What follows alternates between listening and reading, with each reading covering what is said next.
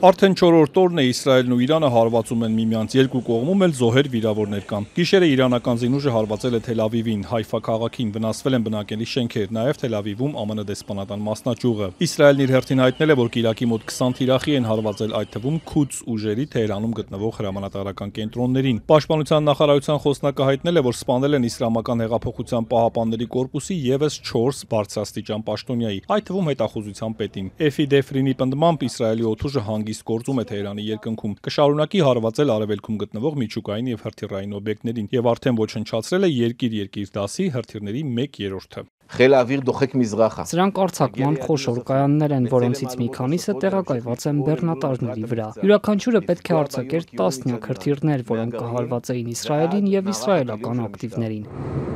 Ըստ իրանական լրատվամիջոցների Իսրայելը հարվածել է նաև Քերմանշահ քաղաքի հիվանդանոցին եւ Թեհրանի արևմուտքում գտնվող ռազմաբազայի։ Իսրայելի զինուժը բնակիչներին նաև զգուշացրել է տարհանվել Թեհրանի որոշ հատվածներից։ Ուրբաթ օրվանից սկսված հարձակումների հետևանքով Իրանում զոհվել է առնվազն 224, վիրավորվել 1300-ից ավելի մարդ, իսկ Իսրայելում կա 24 զոհ, 590-ից ավելի վիրավոր, մեծ մասը խաղաղ բնակիչներ։ Իսրայելի պաշտպանության նախարարն այսօր քննադատել է Իրանի ղեկավարությանը, սպառնացել, որ կշարունակեն հարվածները եւ ծնկի կբերեն Իրանին։ Իսրայել կացն ասել է, որ Թեհրանի բնակիչները շուտով ծանր գին կվճարեն, թեև հավելել է, որ խաղաղ բնակիչներին վնասելու մտադրություն չունեն։ Թեհրանի ամբարտավան բռնապետը վերածվել է վախկոտ մի մարդասպանի, որը թիրախավորում է խաղաղ բնակչությանը, փորձելով կանխել Իսրայելի պաշտպանության բանակի կողմից իր ռազմական կարողությունների կործանումը։ Հաղորդվում է, որ Իսրայելի ավելի ինտենսիվ դարձող հարվածների ֆոնին բնակիչներից շատերը դուրս են գալիս մայրաքաղաք Թեհրանից ավելի ապահով վայրերում պատսպարվելու։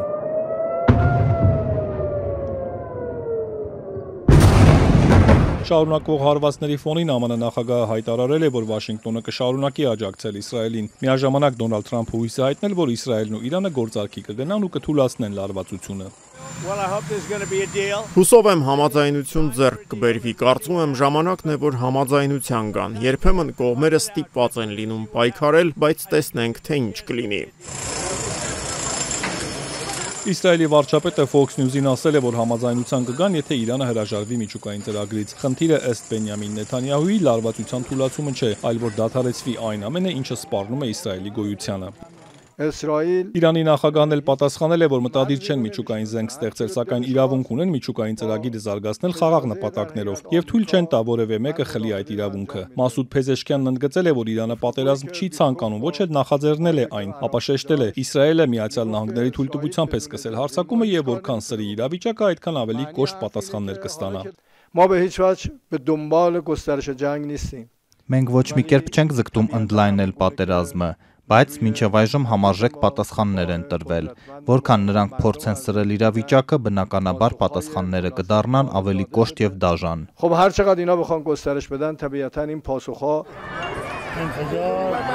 Իրանի արտգործնախարարության խոսնակն էլ հայտարարել է, որ ՄԱԿ-ի անվտանգության խորհուրդը պետք է դատապարտի Իսրայելի հարձակումները։ Մեր գործակալության փոխանցմամբ Իսմայիլ Բաղային ասել է, որ այս պայմաններում զսպվածություն պահանջելը պարզապես երեսպաշտություն է։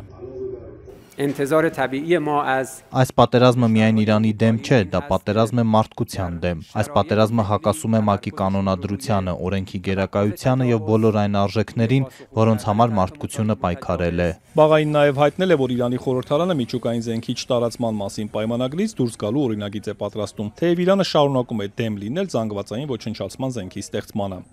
Ու մինչ Իրանն ու Իսրայելը հարվածում են միմյանց, ատոմային էներգիայի միջազգային գործակալությունն ուսումնասիրում է Իրանի միջուկային օբյեկտներին հասցված վնասը։ Գործակալության ղեկավար Ռաֆայել Գրոսին այսօր արտահերտ նիստի ժամանակ հայտնել է, որ առաջին հարվածներից հետո Նաթանզի եւ Ֆորդոյի միջուկային օբյեկտներում նոր ավելացություններ չկան։ Նաթանզում ոչնչացվել են այն արտադրամասերը, որոնք ստորգետնյա չէին։ Բուշերի ատոմակայանը նաև Թեհրանի հետազոտական ռեակտորը վերջին հարձակումներից չեն տուժել։ Սպահանի ատոմակայանում վնասվել է 4 շենք։ Այսօր Ռուսաստանն ու Թուրքիան առաջարկել են միջնորդի դեր ստանձնել Իրանի եւ Իսրայելի միջև առճակատումը հարթելու համար։ Ռուսաստանի արտգործնախարարությունն ավելի ուշ ասել է, որ կապի մեջ են Իրանի եւ Իսրայելի հետ, խնդիրը քննարկում են նաև Միացյալ Նահանգների հետ։ Ըստ Wall Street Journal-ի Իրանը ցանկանում է բանակցել ԱՄՆ-ի եւ Իսրայելի հետ եւ արաբական միջնորդների միջոցով ուղերձներ է ուղարկում, որպեսզի դադարեցվի պատերազմը։ Թեև ըստ իրանական Թասնիմ գործակալության հեղափոխության պահապանների կորպուսից հայտարարել են, որ պատրաստ են երկարատև պատերազմի։